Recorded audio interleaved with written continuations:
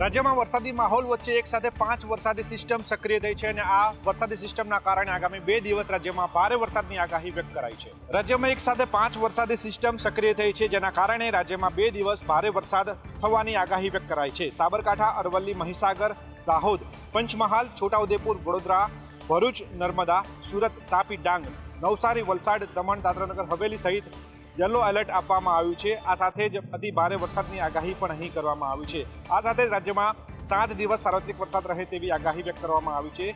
સૌરાષ્ટ્ર કચ્છમાં ભારે પવન સાથે વરસાદ રહેશે તેવી આગાહી કરવામાં આવી છે, તો અમદાવાદ શહેરમાં હળવાથી મધ્યમ વરસાદની આગાહી વ્યક્ત કરાઈ છે। ભારે પવન સાથે વરસાદની આગાહી વ્યક્ત કરાઈ છે, તો 30 થી 40 કિલોમીટર પ્રતિ કલાકની ઝડપથી રાજ્યમાં પવન ફૂંકાવાની શક્યતા છે, જેના આધારે માછીમારોને દરિયો ન ખેડવા માટે સૂચન કરાયું છે। સુરેન્દ્રનગરના ધ્રાંગધ્રા શહેરના મધ્યમાં આવેલ અને 140 વર્ષ જૂનું અને રાજાશાહી વખતનું ફુલેશ્વર મહાદેવના મંદિરે શ્રાવણ મહિનાના પ્રથમ સોમવારે ભક્તોની ભીડ ઉમટી। જે પવિત્ર શ્રાવણ મહિનાનો પ્રથમ સોમવારે રાજ્યમાં શિવાલયોમાં શિવ ભક્તો મહાદેવના દર્શને ઉમટી રહ્યા છે।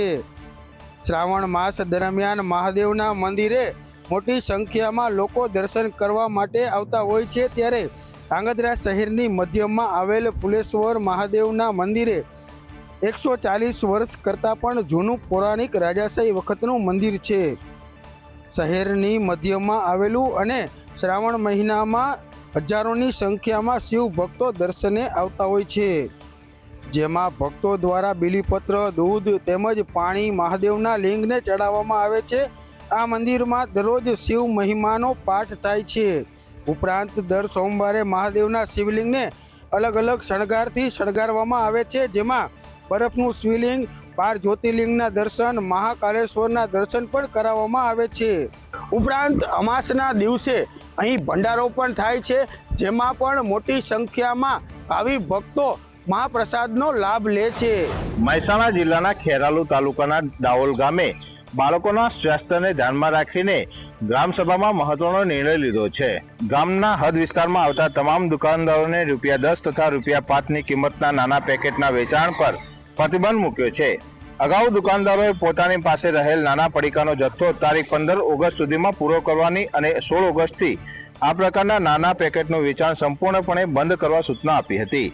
જોકે તેમ છતાં નિયમનું ઉલ્લંઘન કરી વેચાણ કરતા કોઈ દુકાનદાર પકડાશે તો પ્રથમવાર ₹1000નો દંડ ફટકારવામાં આવશે તેવી ચેતવણી આપી હતી અને બીજી વાર દુકાનદાર પકડાશે તો તેની દુકાનનો સામૂહિક બહિષ્કાર અથવા બંધ કરવાની ફરજ પાડવામાં આવશે તેવો ગ્રામસભાએ નિર્ણય લીધો હતો। ત્યારે હવે ગ્રામસભાએ લીધેલા નિર્ણયની અસર જોવા મળી છે। દુકાનદારોએ સ્વયંભૂ ગામમાં નિર્ણયને આવકાર્યો છે અને પડીકાનું વેચાણ બંધ કર્યું છે। ગામની એક પણ દુકાનોમાં પડીકા જોવા મળ્યા નથી। ત્યારે પ્લાસ્ટિક પર પ્રતિબંધ બાદ હવે ગામમાં પડીકા પર પ્રતિબંધ મૂકવામાં આવ્યો છે। ડભોઈના કૃષ્ણા કાઠિયાવાડી ધાબાના ભોજનમાંથી વાળ અને જીવાત નીકળતા સ્વચ્છતા સામે સવાલો ઉભા થયા છે અને પ્રવાસીઓએ કાર્યવાહીની માંગ કરી છે। ડભોઈના શ્રી કૃષ્ણ કાઠિયાવાડી ધાબામાં ભોજનમાંથી જીવાત નીકળતા ચકચાર મચી છે।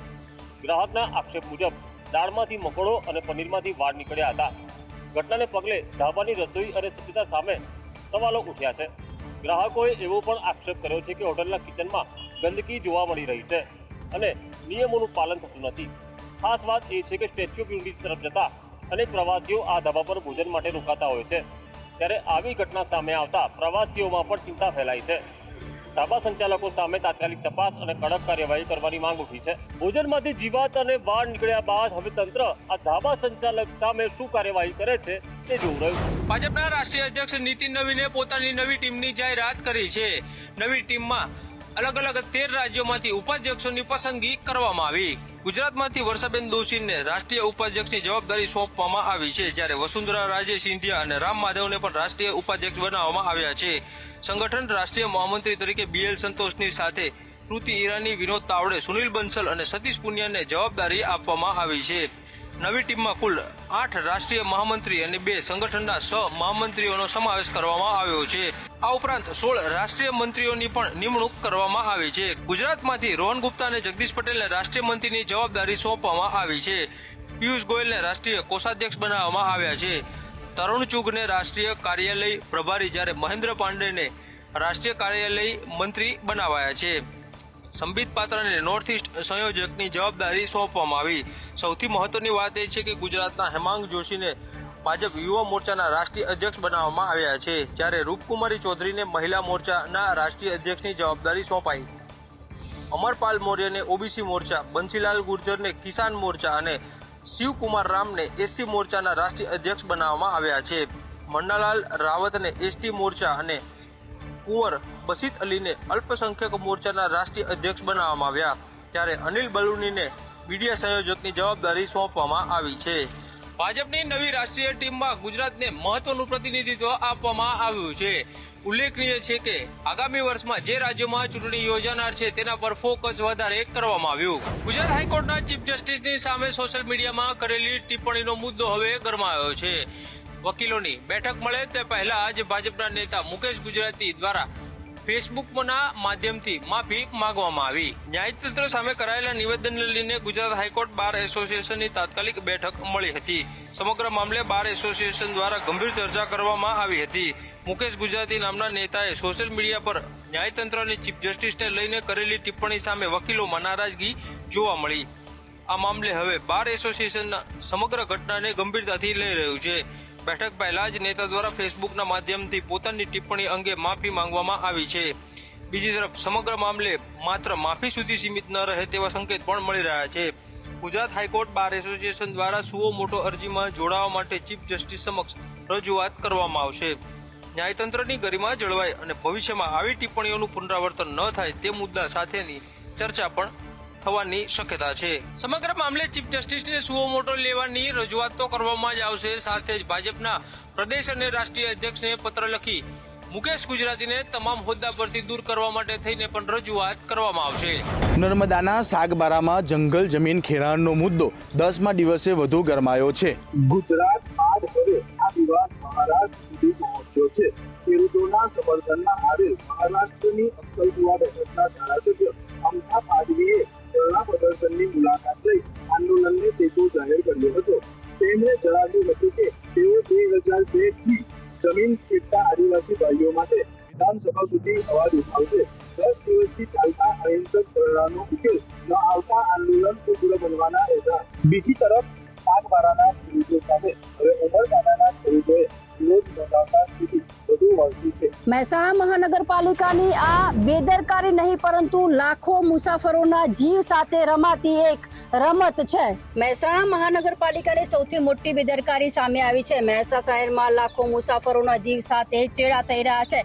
શહેરમાં ચાલતી સિટી બસ સેવાનું નથી લેવાયું એનઓસી.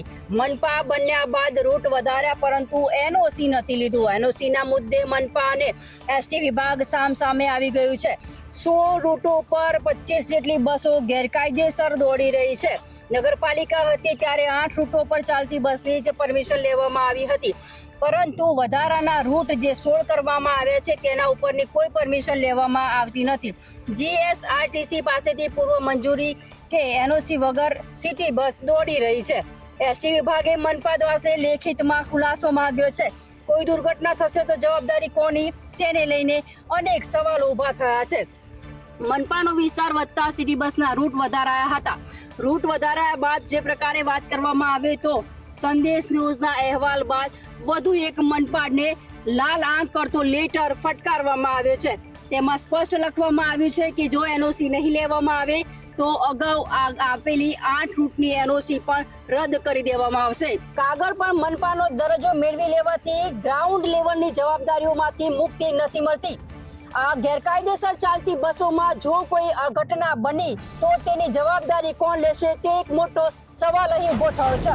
રાજકોટમાં વ્યાજખોરોના આતંકથી પોલીસ પણ અસુરક્ષિત. પોલીસમેનને મળી જાનથી મારી નાખવાની ધમકી. વ્યાજખોરોનું દૂષણ ડામવા માટે રાજ્ય સરકાર લોક દરબાર કરી રહી છે, પરંતુ દિન પ્રતિદિન વ્યાજખોરોનો આતંક ઘટવાને બદલે વધી રહ્યો છે. હવે તો વ્યાજખોરોના આતંકથી પોલીસ પણ સુરક્ષિત રહી નથી. રાજકોટના એ ડિવિઝન પોલીસ સ્ટેશનમાં ફરજ બજાવતા કૃપાલસિંહ સિંધવે પ્રદ્યુમનનગર પોલીસમાં જાનથી મારી નાખવાની વ્યાજખોરો દ્વારા ધમકી આપતી હોવાની ફરિયાદ નોંધાવતા ચકચાર મચી ગયો હતો. પોલીસમેનના મોટાભાઈ મહાવીરસિંહ સિંધવ કે જેઓ અમદાવાદ રહેતા હતા અને 9 જૂનના રોજ પોતાના ફ્લેટમાં આપઘાત કર્યો હતો, ત્યારે તેમના બેસણાના દિવસે સુરેન્દ્રનગરના રાજા રાતડિયા અને રમેશ વરુ નામના વ્યાજખોરો ટોળા સાથે ઘસી આવ્યા હતા. અને મૃતક મહાવીરસિંહે 1.35 કરોડ વ્યાજે લીધા છે અને તે પૈસા ચૂકવવા પડશે, નહીતર જાનથી મારી નાખવામાં આવશે. ત્યારે વ્યાજે પૈસા લીધા હોવાની પરિવારને જાણ નથી છતાં પણ વ્યાજખોરો અવારનવાર ફોનથી ધમકી આપતા હતા, જેથી પોલીસમેને ફરિયાદ નોંધાવી હતી. વ્યાજખોરોથી પોલીસ જ સુરક્ષિત નથી તો સામાન્ય લોકોનું શું લોક દરબાર માત્ર જૂનાગઢ મહાનગરપાલિકામાં મેયર અને પદાધિકારીઓ દ્વારા કરવામાં આવતી મનમાની અને દાદાગીરી સામે ગંભીર સવાલો ઉભા થઈ રહ્યા છે. તાજેતરમાં યોજાયેલી જનરલ બોર્ડની બેઠક દરમિયાન પારદર્શિતાના ધજા ગુરાવતી ઘટના સામે આવી છે, જેમાં મેયર ધર્મેશ કોશિયા અને મહાનગરપાલિકાના સેક્રેટરી કલ્પેશ ટોલિયા દ્વારા મનસ્વી વલણ અપનાવવામાં આવ્યું હતું.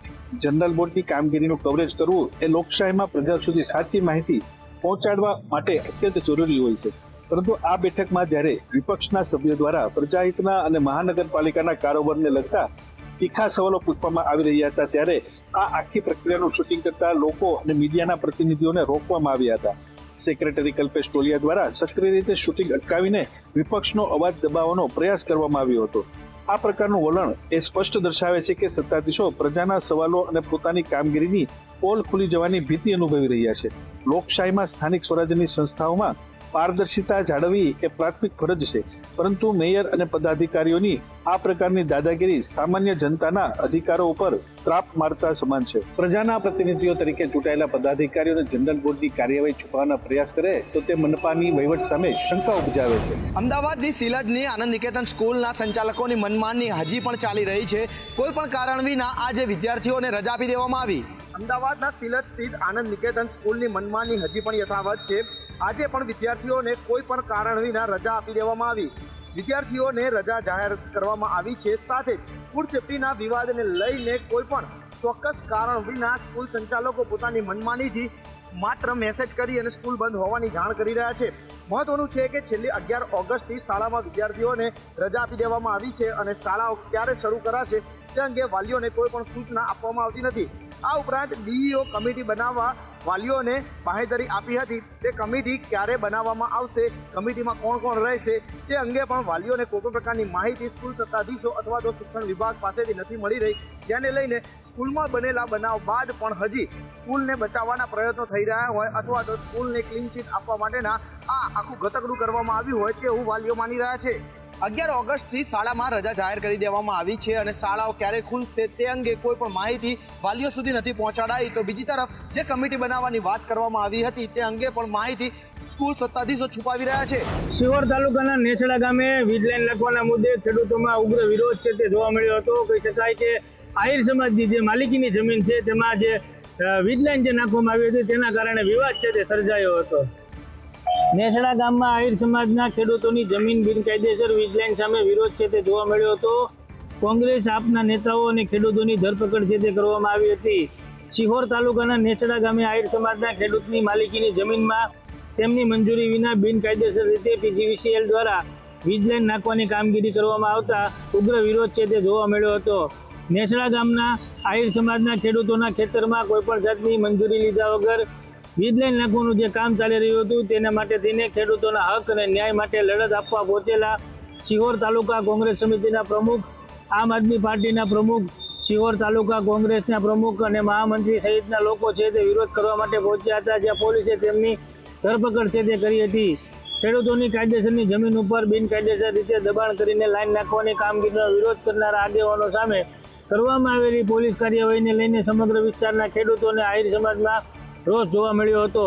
ખેડૂતોના હિતોનું રક્ષણ કરવામાં આવે અને બિનકાયદેસર જ્યાં કામગીરી છે તે તાત્કાલિક ધોરણે બંધ કરવામાં આવે તેવી માંગ પણ કરવામાં આવી હતી. વિરોધ કરી રહેલા ખેડૂતોના સમર્થનમાં આહિર સમાજના સમર્થનમાં કહી શકાય કે કોંગ્રેસના કાર્યકરો અને આપના કાર્યકરો જે તે જોડાયા હતા, જેને પોલીસે અટકાયત કરતા આહિર સમાજ અને ખેડૂતોમાં ભારે રોષ છે તે જોવા મળ્યો હતો. રેશનિંગના સર્વરમાં ફરી એકવાર ટેકનિકલ ખામી સર્જાઈ છે, જેના કારણે પવિત્ર શ્રાવણ માસમાં રેશનિંગની વ્યવસ્થા ખોરવાઈ છે. ગુજરાત રાજ્યમાં ફરી એકવાર રેશનિંગ વિતરણ વ્યવસ્થા ખોરવાઈ છે. રેશનિંગના સર્વરમાં ટેકનિકલ ખામી સર્જાતા સર્વર ઠપ થયું છે, જેના કારણે શ્રાવણ મહિનામાં મળતા વધારાના જથ્થા અને સિંગતેલના વિતરણ સમયે જ સર્વરમાં ખામી સર્જાતા લોકોને હેરાન થવાનો વારો આવ્યો છે. રેશન મેળવવા પહોંચેલા કાર્ડ ધારકોને ધક્કા ખાવાનો વારો આવતા લોકો રોષે ભરાયા હતા.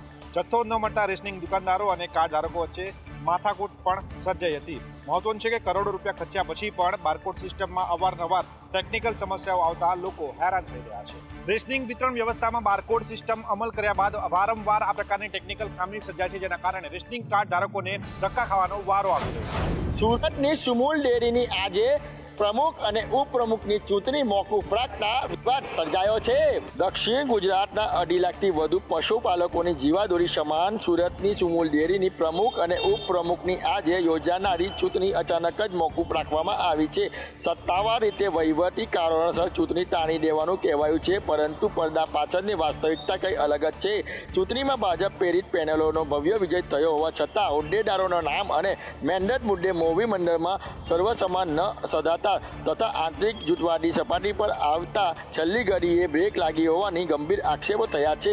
પરિણામો આવ્યાને 1 મહિના વીતી ગયો હોવા અને વહીવટદારની મુદત પૂરી થઈ જવા છતાં પણ ચૂંટાયેલા પ્રતિનિધિઓને સત્તા ન સોંપાતા પશુપાલક અને આગેવાનીઓમાં રોષ ભભૂકી ઉઠ્યો છે.